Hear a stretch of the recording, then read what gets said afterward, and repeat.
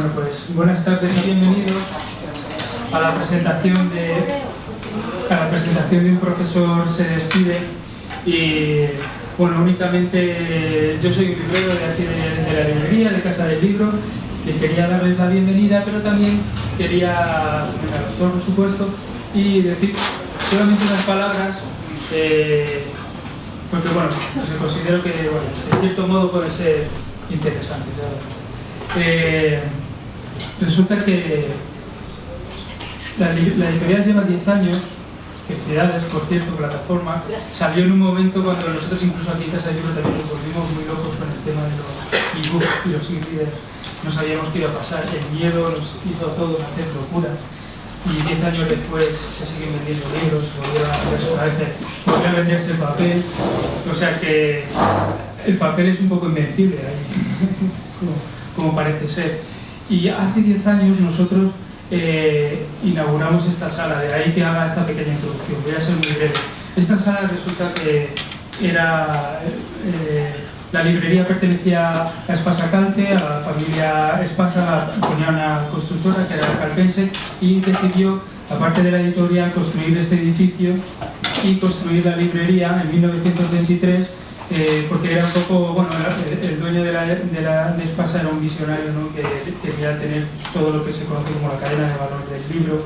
Tenía la imprenta, tenía los autores, la editorial y por último la librería también, ¿no? Y este espacio había quedado un poco, digamos, marginado dentro de la librería, en primer lugar porque físicamente se situaba en el último punto, en la tercera planta y al final. Y por otro lado, pues nosotros utilizamos el almacén, libro de texto y un poco más.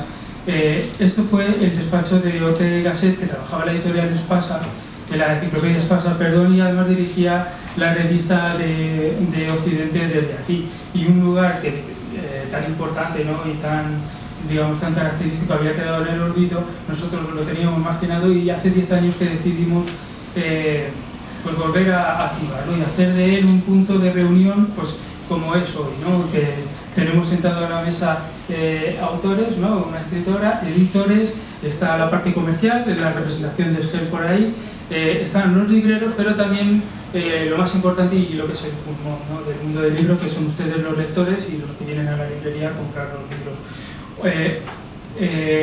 La librería se va a cerrar en los próximos meses porque se va a remodelar y vamos a cambiar este espacio. Espero que les espere un futuro mucho mejor. Pero nosotros nos preguntábamos cuál será la última presentación. Piensen que llevamos haciendo durante 10 años presentaciones casi a diario, ¿no? Hay muchos autores y nosotros de forma un poco interna pues apostábamos quién sería el último, pero nunca ni el mejor guionista hubiera tenido la genial idea de que el último autor que venga a presentar el libro fuera un profesor de lengua y de literatura que despide nuestra sala también. Y nos pareció genial, nos pareció magnífico y quería comentarlo, solamente eso. Así que muchas gracias por asistir, nos veremos ya el año que viene en otro espacio dentro de la librería y en esta última presentación pues espero que lo disfrutemos todos y que sea una pequeña fiesta, una linda para nosotros. Por una interna, ya les digo, lo es y seguro que lo vamos a disfrutar mucho. Así que muchas gracias y voy a dar la palabra, la voy a pasar a María, la editora, que ella ya hará las veces de presentadora. Muchas gracias. Pues muchísimas gracias, Raúl. Qué presentación más bonita. Como no dar las gracias a nuestro anfitrión, Casa del Libro. Y después de saber lo que nos has contado, pues mira, hace muchísima más ilusión estar aquí en este espacio. Muchas gracias. Muchas gracias también a la gente de SGEL. Hay unos cuantos de mis compañeros casi del equipo de SGEL, que es la distribuidora, y para los que no conocéis mucho el tema, pues es la parte menos glamurosa tal vez de la edición, de la publicación de libros, pero es fundamental. Y ellos, junto con las librerías, colocan los libros en el lugar adecuado para que todos los lectores puedan encontrarlos, lo cual os aseguro que no es nada fácil. Y por supuesto las gracias a todos ustedes. Muchísimas gracias por un 14 de diciembre, sí, apurando los últimos días del año. La gente, veo que está el centro repleto de gente que hace compras y que se hayan hecho un hueco en la agenda para venir aquí, pues lo agradecemos infinitamente. Muchísimas gracias. Y por supuesto a quienes me acompañan, es un lujo, un honor, no hay sustantivos para decir lo que significa para mí estar presentando este libro, nada menos y nada más que con Elvira Lindo y Ricardo Fernández Aguilar. Elvira Lindo, yo no quiero robarles ni robarme sobre todo el tiempo de escucharlos a los dos. Yo la leo siempre que puedo, siempre que encuentro sus columnas, y es una gozada que les voy a contar. Y escucharla la he escuchado solo una vez en Córdoba, hace un par de años, en un congreso que organizaba la cadena SER. Era un diálogo con Antonio Muñoz Molina y Pepa Bueno, y no paré de tomar apuntes que todavía hoy comparto siempre que puedo, porque todo lo que han dicho ha sido sumamente inspirador, sumamente enriquecedor. Creo que lo más bonito y lo más sustancioso que he oído sobre fomento de la lectura, y ese creo que no era el tema, no recuerdo cuál era el tema, lo he escuchado en esa ocasión. Así que muchísimas gracias por estar aquí, por tu generosidad de acompañarnos. Y qué decir de Ricardo Fernández Aguilar, que es un hombre bueno, esto es muy importante, es un hombre bueno. Y como diría Jordi Nadal, el director, editor de Plataforma Editorial, es un ser, él siempre lo dice, de una inteligencia superior. Y que lo diga él, por algo será. Y para nosotros iniciar esta colección que iniciamos con el libro Un profesor se despide, de la mano de Ricardo, no podíamos haberlo empezado de mejor manera, porque en su libro lo que hace justamente es contar con absoluta honestidad, con muchísimo sentido del humor y de manera brillante cómo es dar clases. ¿Y por qué queríamos que alguien lo contara? ¿Y por qué iniciamos una colección que se llame Dentro del Aula? Pues porque todo el mundo habla de educación, nosotros lo sabemos muy bien en Plataforma Editorial, nuestra colección de educación tiene muchísimos títulos que funciona muy bien y hay muchísimo interés en la educación. Y todo el mundo habla del sistema educativo, de las escuelas, hasta se critica muchísimo a los docentes, ¿cómo no? Pero nadie sabe qué pasa dentro del aula, porque la profesión docente es una profesión muy solitaria. Cuando se cierra un aula, se queda un profesor con 20, 30 alumnos, ¿no? 20 en el mejor de los casos, y está solo ante el peligro casi. La revista Time hace un par de años titulaba, bueno, no recuerdo el título, pero había sacado un artículo, un reportaje sobre el tema, y comparaba la profesión de los médicos, que es una profesión en la que se trabaja, como no, muchísimo en equipo. En un quirófano hay un montón de personas, existen las interconsultas. En cambio el profesor está solo. De hecho él en el libro cuenta, ¿no?, que observar una clase es muy difícil. No tienes mucho feedback de tus compañeros. Y por eso queríamos darle la voz a los profesores de distintas disciplinas. Empezamos con Ricardo y un profesor de literatura que contasen cómo era dar clases, nada más y nada menos. Y así que ahora os dejo con Elvira Lindo y luego con Ricardo Fernández Aguilar. Pues muchas gracias. Gracias a todos por haber venido. Lo que decía nuestro compañero, colega librero, al principio, de los miedos que se tenían de la desaparición del libro de papel, cuando de pronto el ebook parecía que el libro electrónico parecía que lo iba a invadir todo, ¿no? A mí se me ocurre, antes de empezar a hablar de algo que parece que está desapareciendo también de la educación, como es la literatura y las humanidades, ¿no? Se me ocurre que el ebook no ha hecho desaparecer el libro de papel, muy al contrario, ha sido sorprendente. A mí me daba mucha rabia además todo ese papanatismo que había. Todos los periodistas, si te hacían una entrevista sobre tu libro, te hablaban de si tenías miedo ante la llegada del libro electrónico, ¿no? Y el libro de papel se ha descubierto como algo muy potente, como algo que tiene belleza, que además quieres tener en tu casa, y el libro electrónico como algo que puedes compatibilizar, algo práctico y que te puede servir para viajar, etc. Y no hace falta descargarse 500 libros, porque nadie se va a leer 500 libros, se pueden leer y comprar poco a poco, ¿no? Se me ocurre, por ejemplo, ayer, porque estuve en la entrega de los premios Onda, que también parecía que la radio iba a desaparecer al lado de la televisión y al lado de internet y todo eso, y bueno, parece que lo que más se ha resentido ha sido la televisión y curiosamente el cine. Sin embargo, la radio, que es un medio mucho más artesanal, por así decirlo, más modesto, que juega solamente con las voces. Yo creo que está viviendo en estos momentos en los que la gente quiere saber lo que pasa al momento. Yo creo que está ahora mismo en un buen momento, a pesar de la crisis de los medios de comunicación. Y luego están las librerías, el espacio en el que nos encontramos, ¿no?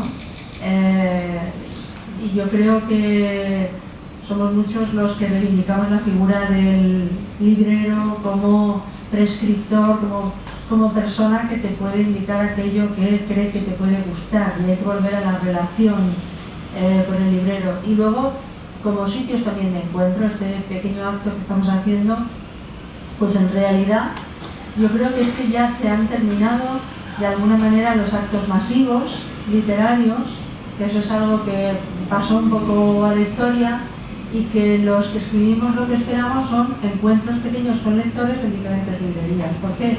Porque se habla mejor, porque hay mejor diálogo y porque sirve, porque no es un espectáculo, es otro tipo de acto, ¿no? Antes de ayer, estuve en Valencia en un congreso que me rememoraba el Congreso de Intelectuales Antifascistas en la Guerra Civil. Han hecho un congreso varias veces además, pero han hecho un congreso rememorando a aquel congreso en 1937, ¿no? Y hablábamos del compromiso de las personas que escribimos en los periódicos, o que hablamos en la radio, ¿no?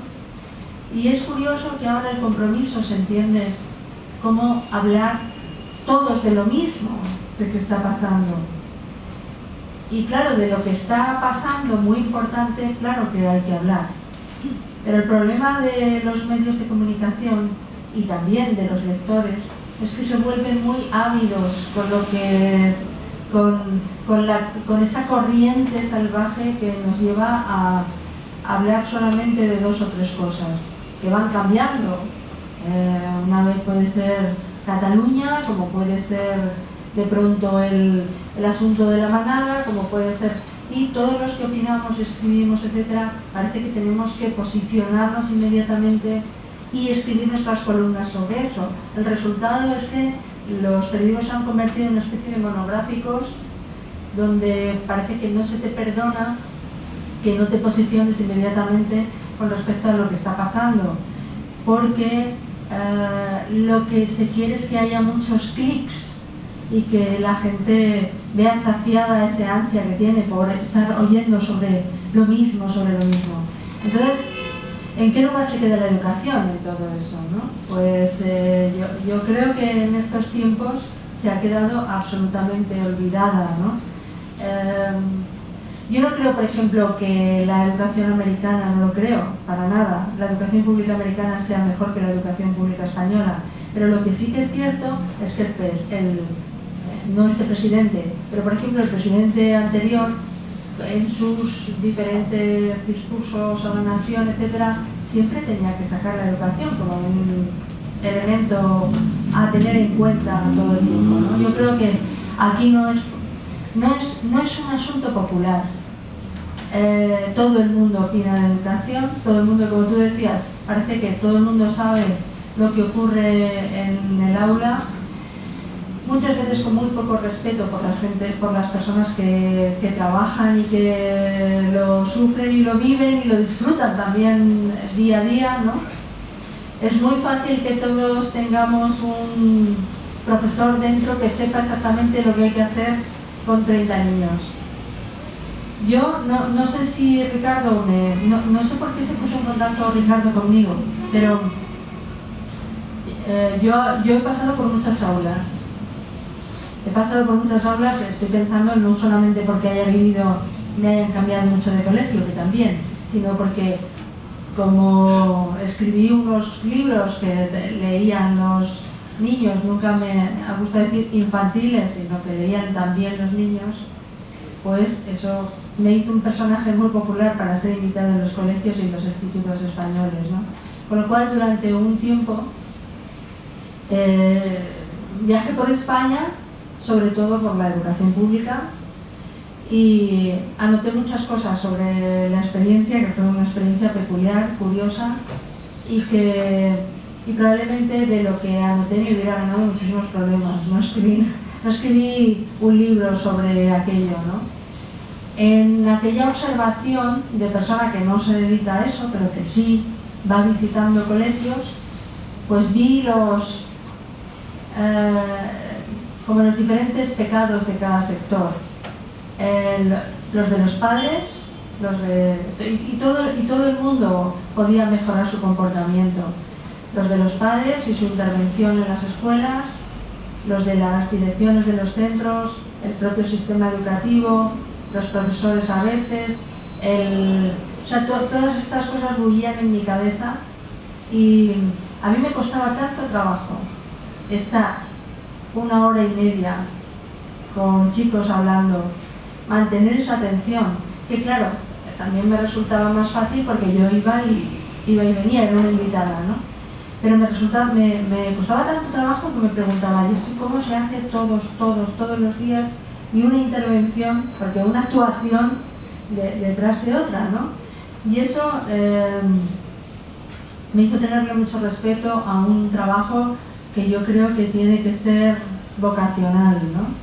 Esto hay que cogérsela con papel de fumar, porque una vez dije vocacional en un artículo y me dijeron, no, profesional. Digo, bueno, llámalo como te des, da igual, vocacional, profesional, como se quiera, pero me parece que uno tiene que tener mucha energía para educar, mucha vocación, creer en la labor que estás haciendo. Ricardo se puso en contacto conmigo, no nos conocíamos de nada, no sabía nada de él y me mandó 3 capítulos de un libro que había escrito y se presentó. Soy profesor de literatura y he escrito este libro. Yo inmediatamente cuando leí los 3 capítulos me di cuenta de que, bueno, había muchísimo de su propia experiencia. Él había creado 2 personajes, el profesor que se despide, que coincide con la vida de Ricardo, que él también se ha jubilado.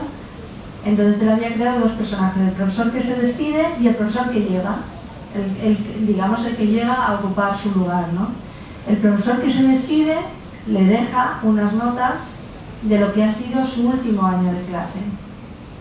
Y a mí me pareció interesantísimo porque hay cosas que uno se pregunta,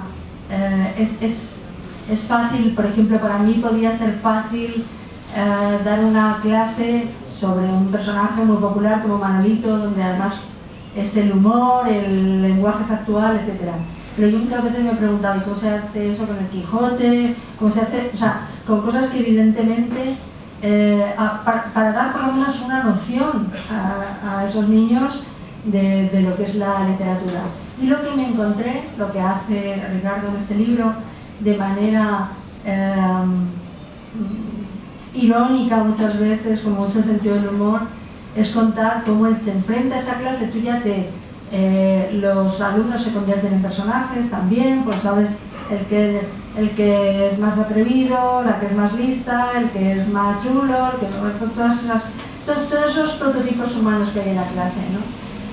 Y al mismo tiempo él le deja los apuntes que ha tomado en el último año de curso y al mismo tiempo tenemos la opinión del profesor que acaba de llegar. El profesor que acaba de llegar piensa naturalmente que el que se va está un poco anticuado. Está un poco anticuado porque dice, bueno, es que ya uno no se presenta de esta manera ante los niños. Ahora ya hay otras cosas.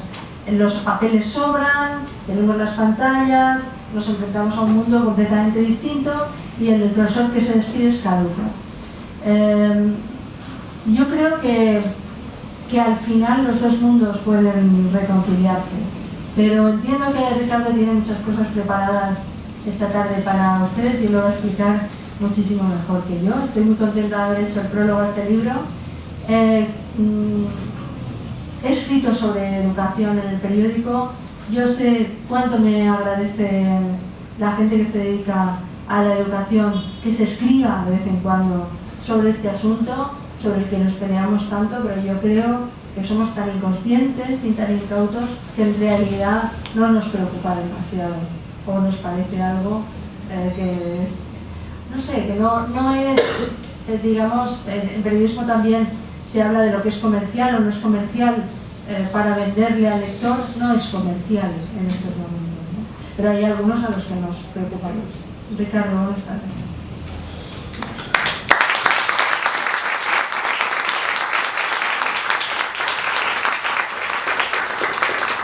Bueno, creo que el 13 de diciembre lo voy a anotar en algún sitio, no tengo agenda, pero en algún sitio parecido, como el Día de la Amabilidad, porque nunca en 30 minutos había presenciado, y con referencias además personales, una condensación de tanta amabilidad, ¿no? La presentación que ha hecho Raúl, con esta sorpresa de que aquí se acaba esta temporada de presentaciones en esta librería y que les gusta que sea de esta manera. Lo que ha dicho María, que tiene un punto de hipérbole. Alumnos míos, hipérbole, exageración. Bien, recordemos las cosas. Pero que te agradezco, por supuesto. Y lo que ha explicado Elvira, que ha hecho un resumen fantástico del libro, que no se puede hacer una síntesis en pocas palabras mejor, pero has lanzado una pregunta, ha dicho, no sé por qué me escribió a mí para que hiciera el prólogo, ¿no? Bueno, pues por si no lo había dejado claro, creo que hoy está casi contestado, ¿no? Con tus palabras, con tu prólogo, está claro que en aquel momento acerté, en otros momentos quizá no he acertado, pero en aquel momento acerté, ¿no? Por tu mundo, por Manolito, por el estilo transparente que tienes, por los tipos de personas que pueblan tus historias, todo ello me lo hacía sentir como familiar, como próximo, ¿no? Y siempre, lo sabes, María, cuando hablamos del prólogo, ¿y quién lo puede hacer? Yo dije, yo Elvira Lindo, pero claro, ¿cómo se hace esto, no? Bueno, pues las cosas se hacen, ocurren, y en este caso ha sido por tu generosidad, sin duda, ¿no? Porque no nos conocíamos. Dicho esto, en el tiempo un poquito cronometrado para no cansarles, como queráis, ¿no? Que tengo, quiero hacer dos cosas, a ver si puedo. La primera, hacer un poco de referencia a lo que aquí se ha dicho hasta ahora, que es pues el trabajo de profesor y mi propia experiencia. Y después quiero plantearos, si os parece bien, un caso por resolver de tipo literario, y algo que mirando y volviendo a las páginas de la historia de la literatura, pues he ido encontrando, montando, cuyo desenlace no tengo claro, lo digo de verdad, y quiero plantear, por si queréis comentarlo luego, o preguntar lo que sea, o llevaros a casa la posible respuesta al caso en cuestión. Vamos a lo primero, autorreferencia casi obligada. Yo llegué a la enseñanza porque me dijeron que no estudiara medicina. Cuando era un chico de bachillerato, yo pensaba ser médico, y entonces me hicieron unos test. Se ve que con los test vieron lo que tenía en mi cabeza y lo que no tenía, sobre todo, mis capacidades y mis incapacidades, y me dijeron, ¿y tú qué quieres hacer? Yo medicina, me gustaría ser médico. Y dije, déjalo correr, no lo hagas. ¿Pero por qué si me hace ilusión? No, que la física, que las matemáticas. Yo lo voy aprobando todo, justito, pero todo. No, que será mucho lo que te encontrarás. Otra cosa, yo, como he sido más bien de niño obediente, pues dije, bueno, pues no haré medicina. ¿Y qué hago? Entonces me dijeron, pedagogía, periodismo, psicología, lo que quieras, ¿no? Todo con P. Y entonces, pues bueno, ahí me quedé con esto, hice bachillerato de letras, y entonces hice filosofía y letras. Y a partir de ahí filología hispánica. ¿Y qué ibas a hacer? No de psicólogo, que además cuando yo estudié tampoco había tantos. Ahora sí, ahora como sabéis, hay aquel dicho famoso que el que no va al psicólogo es que algo raro le pasa, ¿verdad? Bueno, pues ahora hay muchos psicólogos. Hay periodistas, pues también hay, parece ser que rebosantes, ¿no? Y aquí tenemos pues un caso. Entonces, pues bueno, me dediqué a la pedagogía, me dediqué a la enseñanza y ahí entré. Pero cuando me metí en la enseñanza, yo me iba dando cuenta de que me había traído el médico que no había podido ser conmigo, que estaba dentro de mi cabeza y dentro de mis ojos con los alumnos. Quiero decir que de una manera difusa, porque claro, yo tenía 20 años, 22, 23 cuando empecé, cuando fui acabando la carrera, porque incluso di clases antes de acabar la carrera, porque en algunas academias no te pedían el título en aquellos momentos, y daba también clases. Yo me fui dando cuenta, como pude, que la enseñanza tenía para mí algo de terapéutico, algo de medicinal, o que yo quería que fuera así, mejor dicho, ¿no? ¿En qué sentido? Pues en el sentido de que transmitir cultura, que aquello sí tenía claro que era mi trabajo y mi contrato, transmitir cultura, era algo que a la gente le tenía que hacer bien. No sabía exactamente cómo, pero di por sentado que recibir cultura, la cultura que existe, era algo curativo, era algo que te podía hacer sentir bien, que te podía mejorar tu vida, que te podía abrir los ojos, que te podía dar cosas para estar mejor, sentirte mejor y tener un cierto tipo de salud, ¿no? Y entonces pues me pareció que, mira, no tenía bata blanca, pero tenía borrador y tiza y una pizarra muy grande y iba tirando, ¿no? Entonces yo intentaba, sobre todo, que mis alumnos en mis primeros años no se durmieran ni se pelearan entre ellos. Las dos cosas eran muy importantes. También era importante que no se desanimaran, ¿verdad? Que no se desanimaran. Para que no se desanimaran yo les ponía una condición, y era que se esforzaran un poquito, ¿verdad?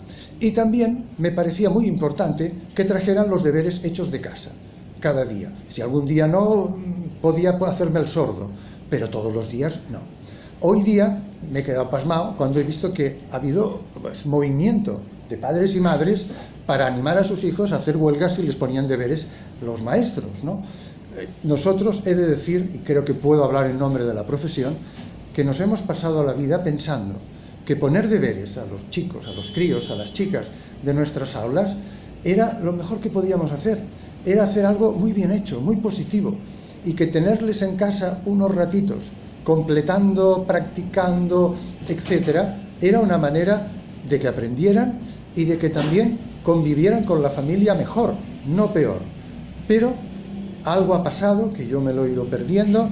Parece ser que hay bastantes padres y madres que creen que tienen que hacer otras cosas, que tienen que cocinar con ellos, que han de ir al teatro, que han de ir a la ópera, que han de hacer muchas cosas, tienen muchos planes para los chicos.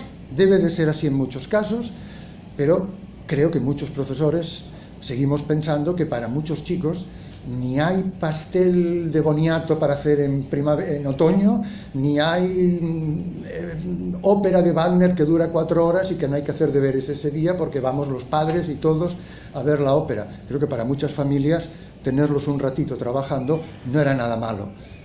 Esa huelga a mí, la verdad, me dolió. Creo que no hace falta decirlo. Quería entonces que no se durmieran, que no se pelearan, que hicieran los deberes, que estuvieran atentos, y iba haciendo lo que podía, mejor o peor, pero activo estaba. Y un día me los llevaba al patio a dar clase. ¿Para qué? Pues para que se sorprendieran y no se aburrieran. Otro día le tocaba la guitarra, canciones a lo mejor de Quilapayún, por ejemplo, que era una cosa que tenían que conocer, de Víctor Jara. Otro día les ponía discos, casetes de Paco Ibáñez, que ya engarzaba con todo esto. Otro día les ponía una música y les decía: ahora escribid lo que os pase por la cabeza. No les decía que era una especie de escritura automática, pero eso ya vendría más tarde, ¿no? Y esto les gustaba mucho, pues podían escribir lo que querían y oír música al mismo tiempo. Eran dos cosas que sumadas valían la pena. Bueno, así pues, fuimos haciendo, intentando, como he dicho al principio de la sesión de hoy, ser amable, pero claro, un profesor no siempre puede ser amable y a veces tienes que ser todo lo contrario, ¿verdad? Y como uno venía de una educación autoritaria, pues de vez en cuando había que poner firmes al personal.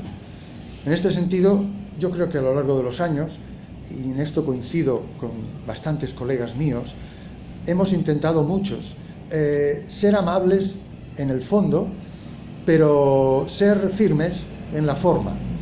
Y si por ser firmes en la forma pues no te quedabas tan bien, pues un poco nos daba igual, porque lo importante era que de fondo hubiera un respeto y un intento de ser amable cuando se pudiera.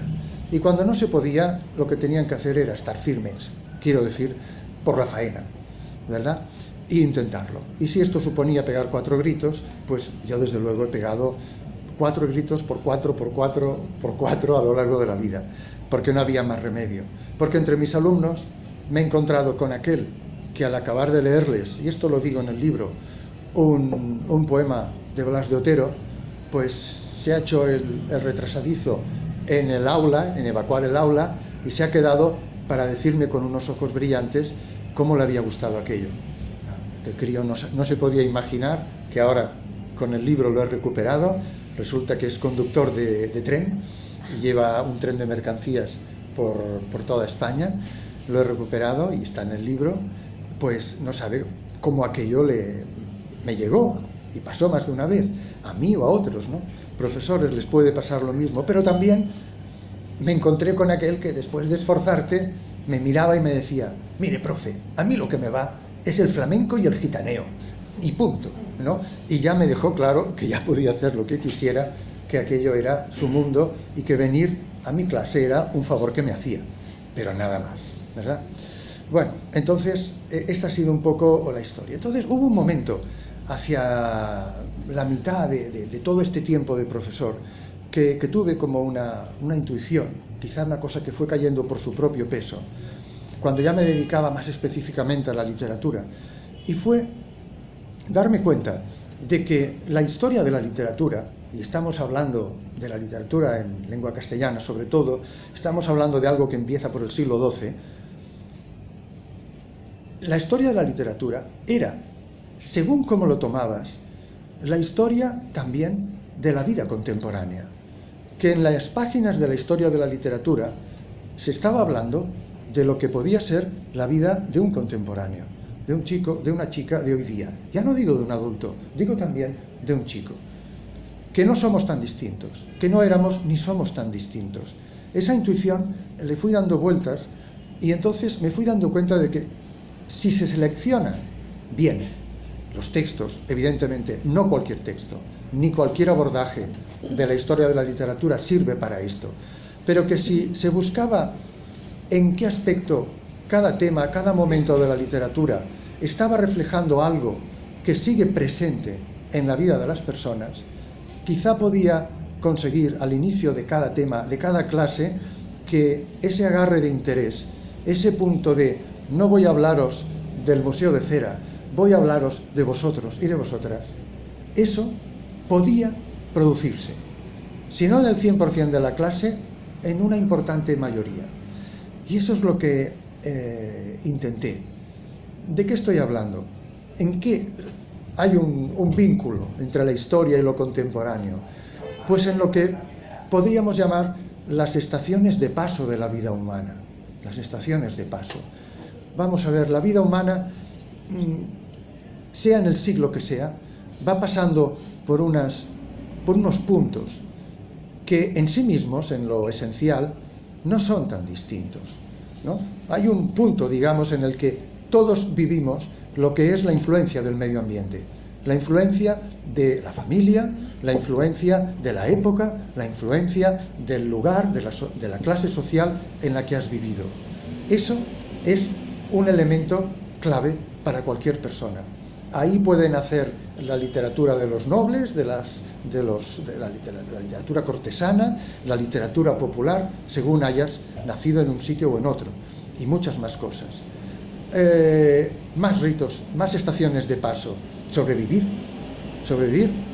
ganarte la vida, ser pobre o ser rico, ir a la guerra o no ir a la guerra, tener heridas o no tenerlas.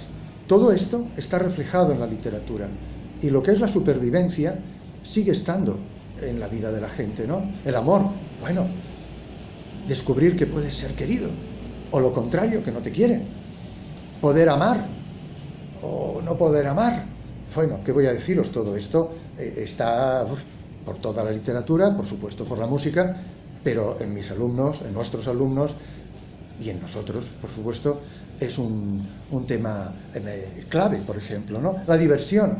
La diversión es algo que la gente en algún momento necesitamos divertirnos, o cada día, hoy es cada hora en algunos alumnos, pero que vieran que esa fiesta que buscan estaba en el mester de juglaría. Los juglares eran oficiantes de la diversión, ¿verdad? Por ahí llegamos, y este también sale en un capítulo, llegamos a lo que es otro rito de paso, ¿no? Las pérdidas de los seres queridos. Bueno, es la elegía de Miguel Hernández, ¿no? Yo quiero ser llorando el hortelano, hasta cualquier poema medieval, etcétera. Y además los chicos, pues, han sufrido pérdidas.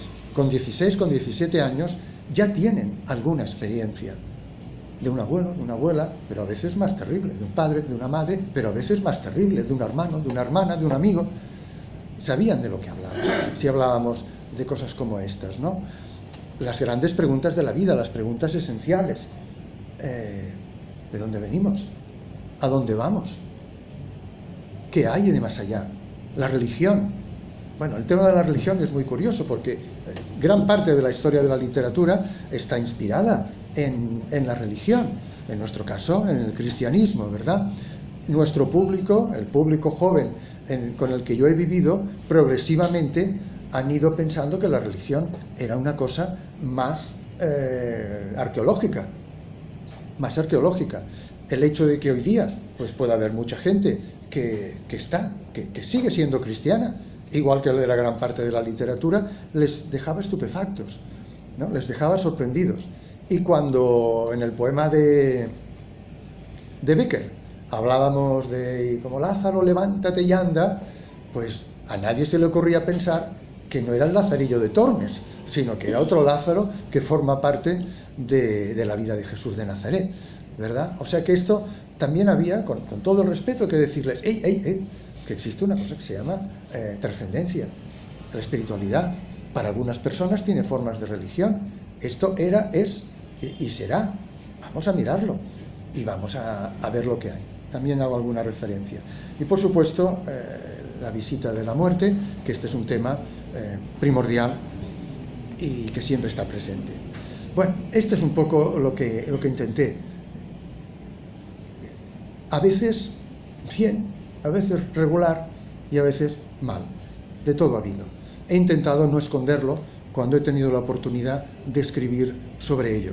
Porque la profesión educativa, creo que es una profesión un poco polarizada en cuanto a sus resultados, ¿no? Es una profesión en la que puedes tocar el cielo, porque estar con gente que te escucha, con gente que le propones que haga cosas y las hace, con gente que te pregunta, que te replica, pero que está en ello, todo esto es una maravilla. Aunque luego no te digan gran cosa y cuando toquen el silbato del mes de junio, del 20 de junio, que toque marcharse de vacaciones, se vayan rápido, pitando, ¿no? Y sin decir nada más, y a lo mejor no los ves en la vida.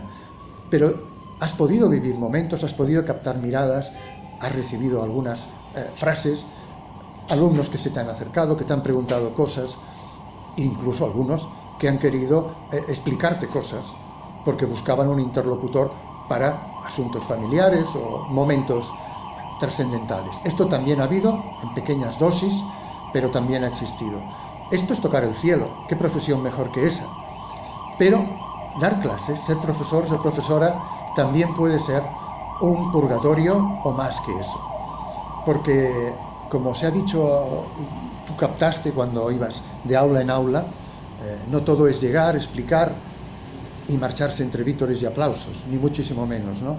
Y a veces, por mucho que lleves, y muchos colegas míos llevaban muy bien preparadas sus clases, por mucho que lo hayas hecho, te encuentras con que el escenario es difícil, con que los que están allí no quieren estar allí, en una mayoría importante, con que hay una tradición creciente de hablar mientras se habla, con que intentar transmitir cosas, aunque las tengas muy bien preparadas, tiene ya una especie de objeción de conciencia a priori, porque la educación obligatoria es hasta los 16, incluso a veces el bachillerato en algunas familias es obligatorio. Entonces, todo esto, que es bueno, por un lado, complica la vida del profesor y de la profesora. Hoy se hablan de muchas soluciones desde las pantallas, que creo que por eso hay un personaje que habla de ello y creo que tiene mucho que decir. pero creo que no puede sustituir al diálogo, al clima de comunicación de un aula, a la palabra. Creo que no lo puede sustituir, ¿no? Y que, así como ahora se dice mucho, es que en el aula el centro ha de ser el alumno. Y esto a ver si nos lo metemos en la cabeza. Esta sería un poco la gran frase de la innovación educativa, ¿verdad? El centro ha de ser el alumno, dejando claro que no ha de ser ni el libro de texto, cosa que ya hace tiempo que sabemos todos, ni el profesor o la profesora. Bueno,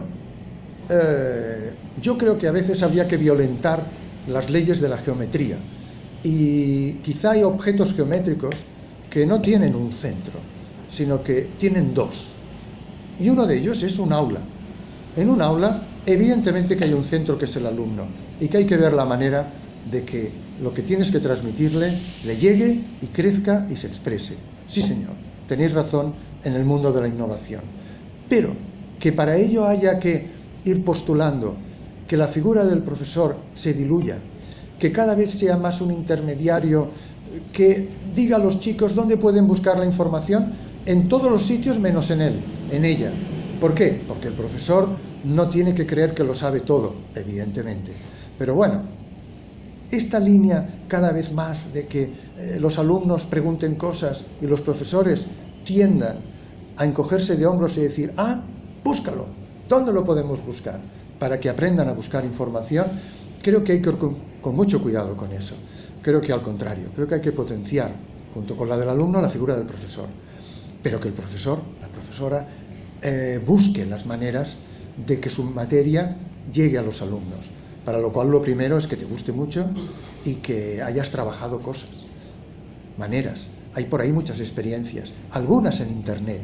Y ahí yo mismo fui lento en encontrar la riqueza que en el mundo digital hay. Muchos profesores están explicando sus hallazgos. Por eso el profesor mayor del libro, en este sentido, no hace nada. A mí me costó mucho entrar en ese mundo. Y ahí tiene razón el profesor joven. Hay una cantera, ¿verdad? Hay una cantera que seguir.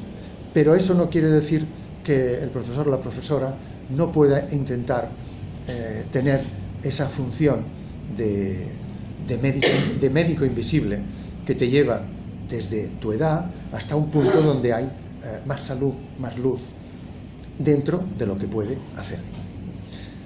A partir de ahí, quienes queráis, algunas personas me consta que ya han leído el libro y se lo he agradecido personalmente, otras lo van a hacer. Quien quiera conocer un poco más esta historia, pues ahí tiene el libro. Y ahora quería plantear un caso literario abierto, una cosa por resolver. ¿Puedo o no puedo? ¿Puedo? Si no es muy larga. Me ha dicho si no es muy larga, ¿eh? ¿Puedo? Sí, pero claro, por supuesto, ¿sí? Estamos deseando. ¿Puedo? ¿Sí? Vale. Sencillamente, después de trabajar y escribir el libro, uno se plantea si entrar en la historia de la literatura, entrar en algunos rincones, en algunas páginas, igual que has intentado que tuviera algún sentido para jóvenes. La pregunta es, ¿y tiene sentido, puede tener sentido para gente adulta, gente como nosotros, como nosotras? ¿Puede tener sentido? Todavía podemos dedicar algún tiempo a meternos en algunas galerías de la historia de la literatura, de los clásicos, ya no digo de libros actuales, ¿verdad? Que esto es evidente que lo hacéis y cada uno según sus gustos y criterios personales, ¿no? Pero hay algo que todavía podamos encontrar por ahí. Evidentemente puede haber personas que tengan sus autores de cabecera, probablemente serán del siglo XX, probablemente, pero probablemente también, si nos vamos más atrás, se están perdiendo entre las brumas del olvido muchos autores, muchas páginas. Hablo en general, no hablo de los aquí presentes porque no lo sé, pero haciendo estas encuestas por ahí te da la impresión de que esto ocurre, ¿no? Bueno, lo que he hecho, lo que me ha surgido dando vueltas ha sido juntar a 4 autores, 2 del siglo XVI, uno del siglo XIX y uno del siglo XX, a 4 autores que tienen una circunstancia biográfica y literaria muy, muy parecida y creo que muy importante. Y entonces he querido traerlos aquí. Los he reunido como en las novelas de Agatha Christie, que reunía a gente dispar y diversa, los he querido reunir aquí, ponerlos frente a frente, porque tienen algo muy común en sus vidas que me parece muy trascendente. Y la pregunta es, yo creo que, con lo que ahora os diré y os daré, creo que estos autores, con la peripecia vital que tuvieron, nos están diciendo algo a nosotros, pero no sé exactamente qué. Os lo digo de verdad, no sé exactamente qué. Por eso ahora quisiera dedicar los minutos más rápidos del mundo y más concisos a daros una hojita, y de una manera que ni os daréis cuenta que pasa el tiempo, ver un poco. Gracias. Por un lado, la primera hoja es Garcilaso de la Vega, siglo XVI. ¿Se me sigue oyendo bien? En la siguiente hoja tenéis a un contemporáneo, no tanto, pero del mismo siglo, Francisco de Aldana. En la hoja número 3... ¿No, Manoli? Sí. No. A ver que hay algún error aquí, ¿eh? A ver que hay algún error aquí. Sí, Loli, cariño, ¿me puedes ayudar? ¿Me puedes ayudar? A ver, dale esto a Manoli. Es esto, si es que he dado uno equivocado, dale esto a Manoli. También, estos tres están bien, sí. Sí, estos... Ay, Dios mío. Bueno. A ver, primero, Garcilaso. ¿Todos bien? Aquí está la hoja, vale, pues ya está. No, la otra, esta sí, la otra no, la de atrás no.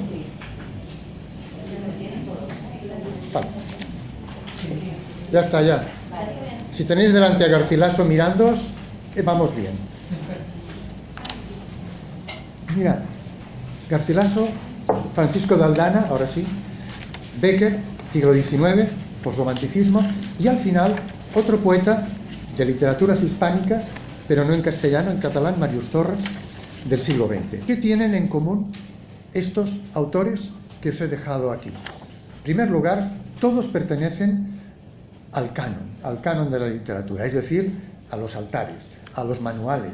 Todos son, por lo tanto, personajes clave en la historia de la literatura. No estoy hablando de alguien que he encontrado, no, todos me los he encontrado de cara, primero. Pero lo más importante no es esto, aunque esto es básico. Lo más importante es que todos responden a lo que he intentado poner en el título: poesía abandonada. Es decir, todos abandonan su obra, todos son poetas, su obra poética completa, digo bien, completa, la dejan y se mueren, no voluntariamente. Todos. Cuando fallecen, y todos muy jóvenes, hay tres que fallecen en la treintena, Garcilaso, Bécquer y Màrius Torres, y uno con los 40 recién cumplidos, Aldana. Todos fallecen jóvenes. Todos tienen una obra madura, como después se ha demostrado, y muy influyente, sobre todo en el caso de Garcilaso y de Bécquer, muy influyente. Tan influyente que si ahora aquí tuviéramos junto a nosotros a Juan Ramón, a Antonio Machado, a Manuel Machado, a Cernuda, a Lorca, y oyeran hablar de estos autores, hubieran dado un respingo, porque los llevan dentro y nos los han transmitido silenciosamente en su obra, tanto a Garcilaso como a Bécquer. Aldana también, aunque un poco menos. Todos han dejado su obra abandonada. Todos ellos, todas las obras, aparecen cuando ellos han desaparecido. Y este es el punto clave, el punto que les une. ¿Qué ha pasado? Pues ha pasado que sus vidas han circulado por unos caminos, su poesía por otros, y luego todo se ha acabado prematuramente. No han sabido, al momento de morir, no han sabido si su obra quedaba en manos de alguien que iba a hacer algo que valiera la pena. No lo sabía nadie. No sabían si su obra se iba a perder. Algunos dieron una recomendación. Como os pongo en su momento, Becker dice, en el lecho de muerte, cuando le quedan, no sé si un día u horas, dice, literalmente, les dice, si es posible, publicad mis versos. Tengo el presentimiento de que muerto seré más y mejor conocido que vivo. Y poco tiempo después, horas, un día, falleció. Tengo el presentimiento, dijo Becker.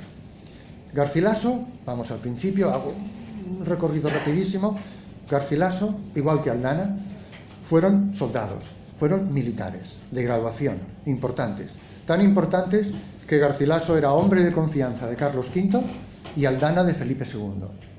Esto, ser militar de prestigio y ser hombre de confianza de los reyes, fue funesto para los dos, en el sentido del final de sus vidas.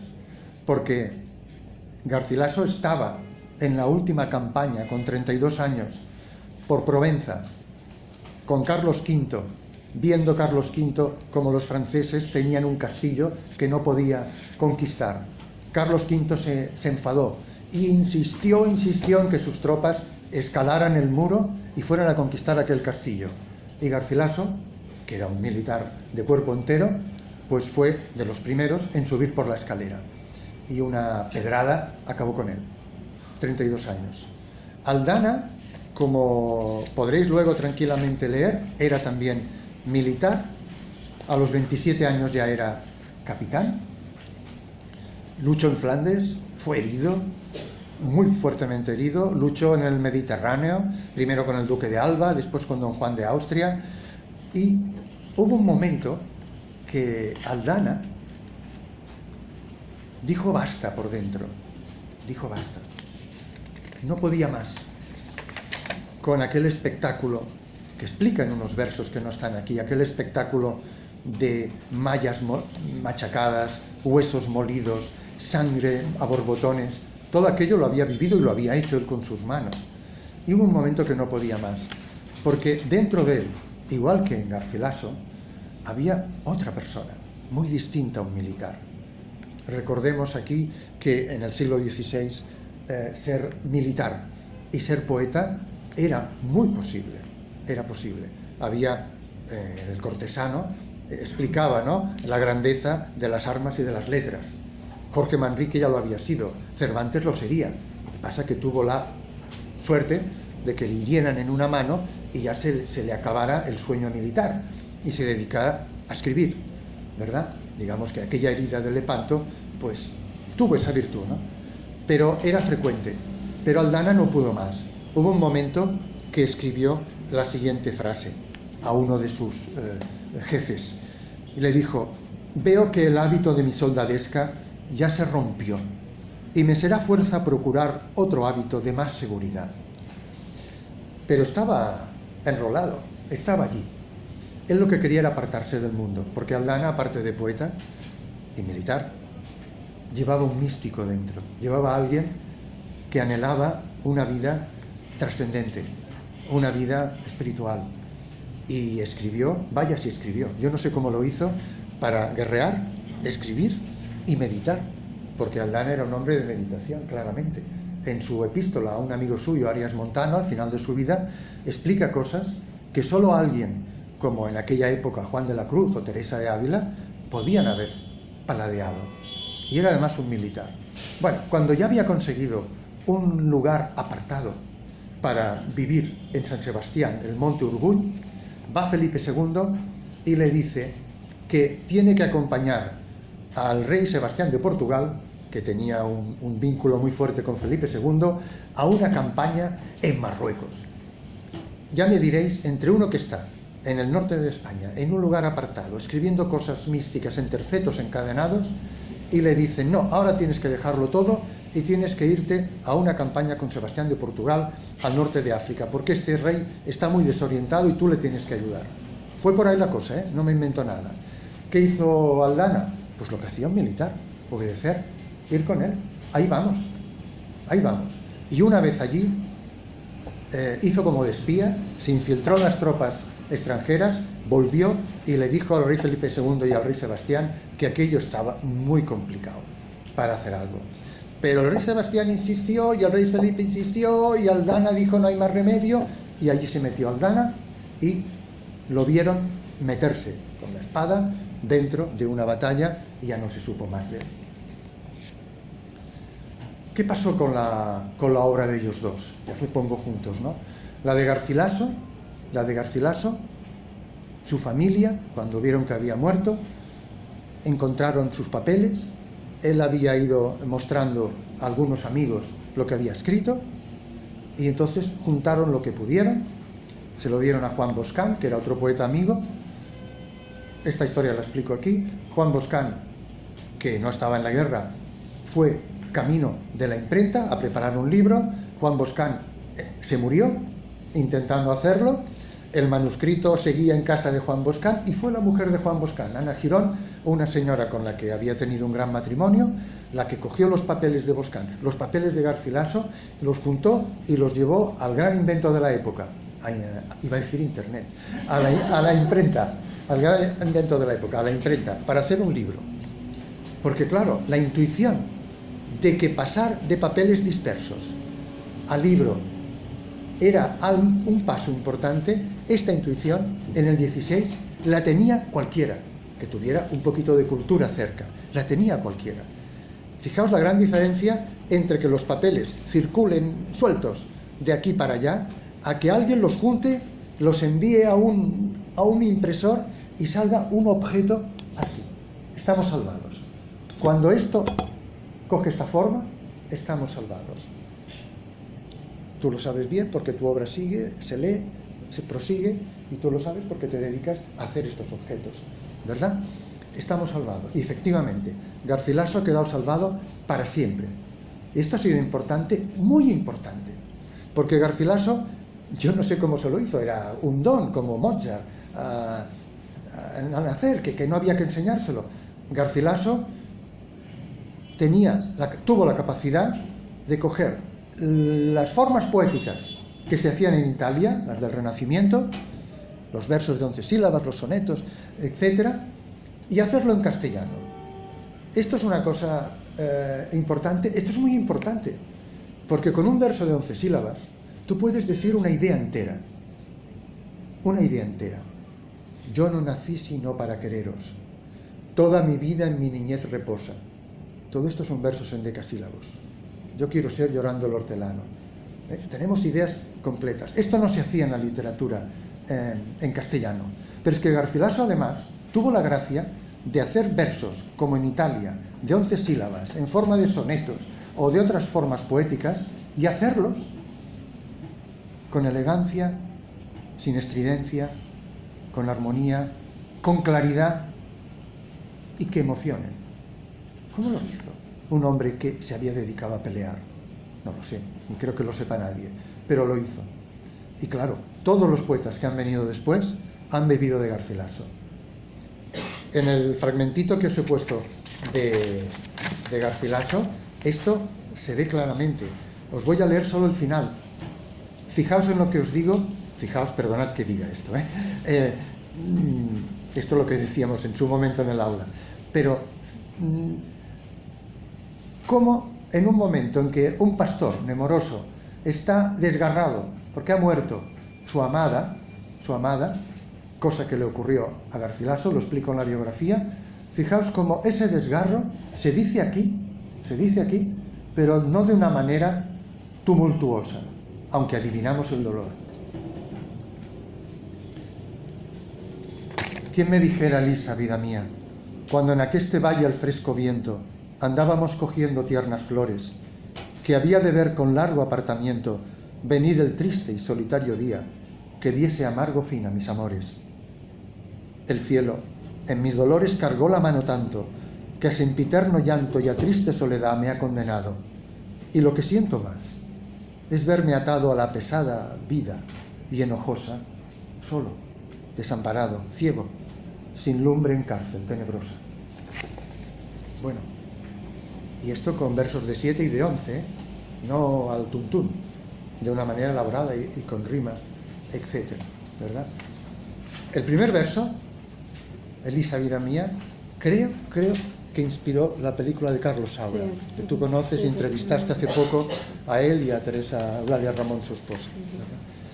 Bueno, la cosa es esta. Cuando murió Aldana, doy el salto, su hermano Cosme, porque con el que había compartido literatura, cogió todo lo que pudo, consciente, creo, por lo que he leído, de que se perdieron cosas. Porque esta gente llevaba lo que había escrito en la mochila, en lo que llevaban. O lo había dejado en casa, o lo llevaban de aquí para allá. O sea que cosas se perdieron probablemente. Y Cosme lo llevó a un editor. ¿Qué pasó con Becker? Pues Becker es otra historia distinta, ¿verdad? Pero Becker fue escribiendo poesía, sus rimas, y las conocían sus amiguetes, amiguetes que tendrán un gran papel en la vida. Pero Becker siempre pasó penurias, siempre lo pasó mal, siempre tenía poco dinero, publicaba en periódicos, en leyendas, las leyendas, etcétera, iba haciendo, pero no era una persona muy conocida y su poesía nada.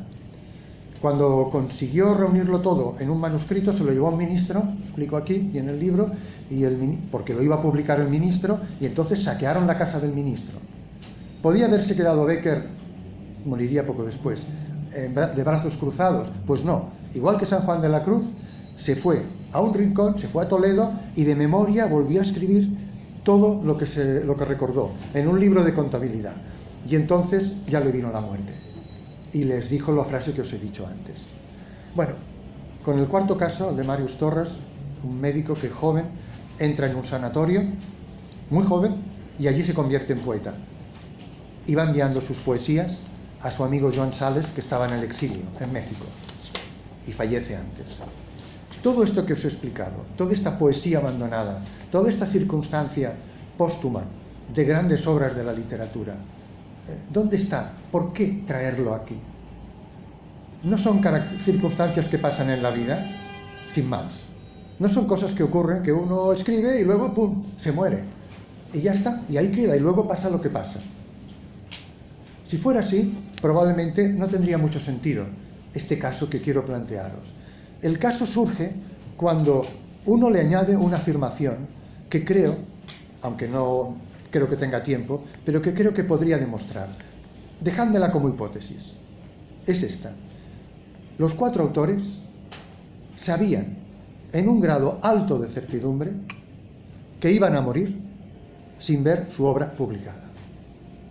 Todos tenían un grado muy alto de certidumbre de que esto iba a pasar, más pronto o más tarde de sus vidas. Esta es la hipótesis. Y, sabiéndolo, o teniendo esa certidumbre muy alta, seguían ahí midiendo versos de 7 sílabas, de 11, procurando que rimaran, haciendo sonetos, explicando su vida según unos moldes, siguiendo una música interior Becker, una cosa que no se había hecho nunca en la poesía española, una especie de tono, una voz distinta, que ni sus contemporáneos entendieron y que al cabo de unos años pareció que era la nueva poesía, por ahí tenía que ir todo, componiendo, esforzándose y siguiendo detrás de la expresión poética y de la poesía, teniendo un alto grado, repito, de certidumbre de que no verían nada, de que no disfrutarían ni de gloria ni de otra cosa, de que se iría su vida antes que su obra. Sin embargo, siguieron. En el caso de los soldados, porque eran soldados. En el caso de Becker lo dicen sus amigos. Se esforzó en juntarlo todo cuando ya vio que su salud era mala. Becker a los 21 años ya era un enfermo. A los 21 años. Murió con 36, 34. A los 21 años ya era un enfermo. Y arrastró unas enfermedades crónicas siempre. Y murió porque cogió aquí, en la Puerta del Sol, no sé dónde está, si aquí o allí, en la Puerta del Sol, cogió una especie de calesa con un amigo suyo en un día como hoy, en diciembre, y como no había sitio, tuvieron que ponerse al lado, junto al cochero, y pilló un frío tremendo. Pero pilló un frío tremendo porque estaba malo, porque su amigo iba sentado al lado y no le pasó nada. Y a partir de ahí ya vino todo para abajo. Bien, ¿cuál es el caso? El caso es este. Nos están diciendo algo. ¿Por qué estos creadores persistieron? ¿Por qué continuaron intentando hacer una obra que iba a ir más allá que ellos muy probablemente. Y hay algo que para nosotros tenga sentido en estas vidas, en esta insistencia, en este amor, en esta literatura. Esta es la pregunta que me he hecho, la pregunta que no tengo del todo contestada, ni mucho menos, la pregunta que os dejo para ahora o para otro momento. Eso ya depende de vosotros y depende de vosotros, por supuesto. Pero esta sería. Creo que hay una galería por la que podemos llegar desde estos 4 autores a nuestras vidas. Hay que recorrerla. Si alguien tiene pistas, voy a tomar notas, apuntes. Gracias por la atención.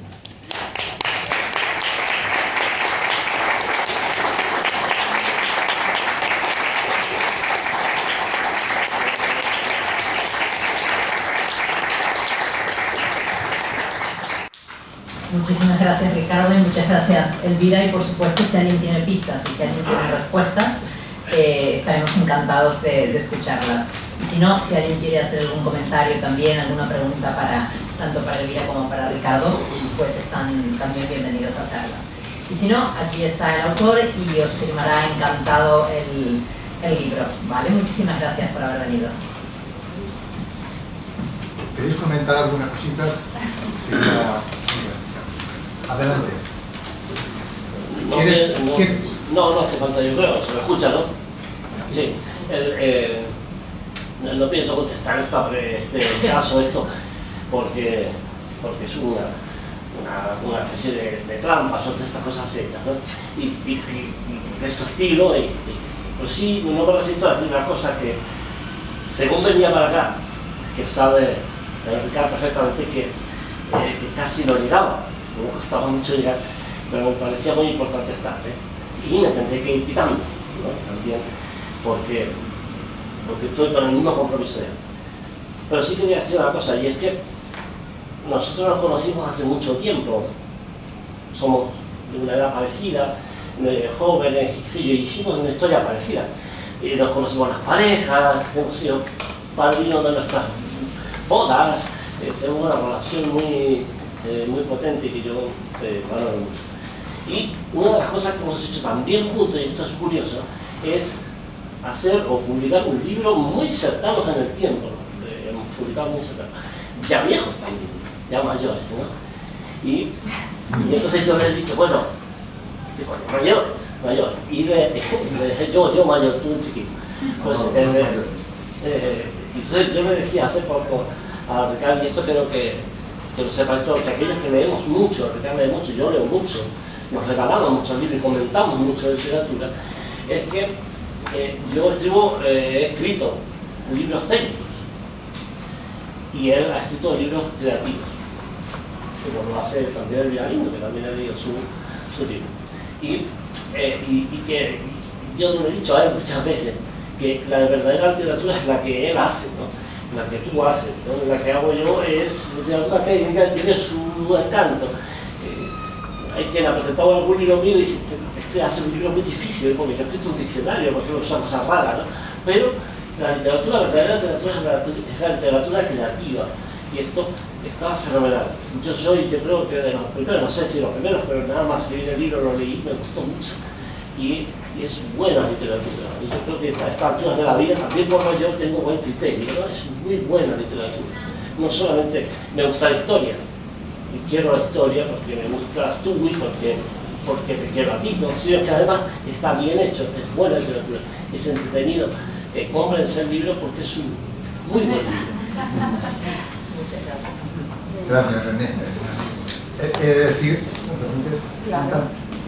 decir, que René ha escrito efectivamente 2 diccionarios de servicios sociales, de protección sobre la terminología que se utiliza en la protección a la infancia y a la adolescencia, en la que es un experto, pero que los ha escrito muy bien, porque se pueden escribir de muchas maneras.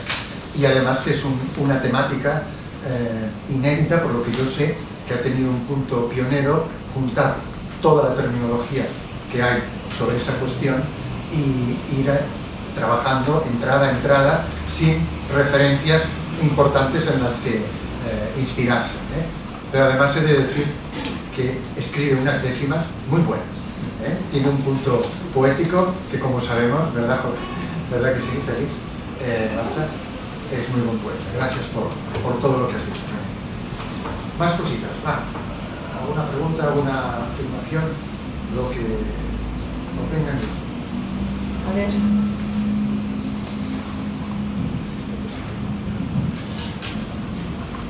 A mí, hay un libro de cuentos de Saul Bellow que creo que sería como una respuesta a esta especie de acertijo que nos has puesto, pero a mí me gustaría que alguien dijera algo, ¿no?, sobre esto. El libro se llama Algo mío que dejo, y yo en inglés suena más bonito, que es una traducción así poco pedestre, ¿no? Pero yo creo que significa yo creo que habría algo de eso, ¿no? Como dices tú, estoy segura que para escribir lo que escribían tenían un punto espiritual, todos ellos, ¿no? Yo creo que cuando el escribir no es un acto que uno haga para esconderlo en un cajón. Yo no creo eso, no creo, sé que hay gente que dice, pues yo sí, porque, en fin, yo creo que es un acto tan claro de comunicación que tú lo haces para que lo lea alguien y quieres que lo lea alguien, ¿no? Y creo que las personas, como tú decías, las personas del siglo XVII, las personas del siglo XVI se parecían a nosotros muchísimo, eran como nosotros. Y el hecho de que vayas a dejar este mundo pronto y hagas algo tan raro como es escribir, porque al fin y al cabo es una rara actividad, pienso que si tú sabes que vas a desaparecer, quieres que algo tuyo se quede, ¿no? O quieres que tu voz permanezca de alguna manera. A mí me parece que eso no es creer en la posteridad como fama, como gloria, porque eso no sirve para nada, ¿no? Que como decía Onetti, lo que yo quiero es que me devuelva la juventud, ¿no? La posteridad no sirve para nada. Pero sí que es verdad que hay un punto espiritual en comunicarse y hay algo como, pues, yo me voy pero dijo esto. Pero no sé si sería la razón de los cuatro, pero sí me parece que es una buena razón. Sí, creo que sería una de las respuestas posibles a esta cuestión. Claro que sí. ¡Qué buena clase! No habla, no se portan bien. Las notas de Navidad se van a dar pronto. Yo voy a ver si tenemos libros de Garcilaso abajo y todo. No estamos preparados. Qué bien ha recitado, porque es muy difícil. La tendencia es a leer un verso y otro verso y otro verso, pero sabía muy bien lo que estaba diciendo. Garcilaso es Garcilaso, para siempre. Sí, a ver si tenéis alguna. Sí, voy a ver. Hay uno que pone obras completas, ese es bueno. Pues nada, si no tenéis... Pues muchísimas gracias otra vez y un aplauso otra vez.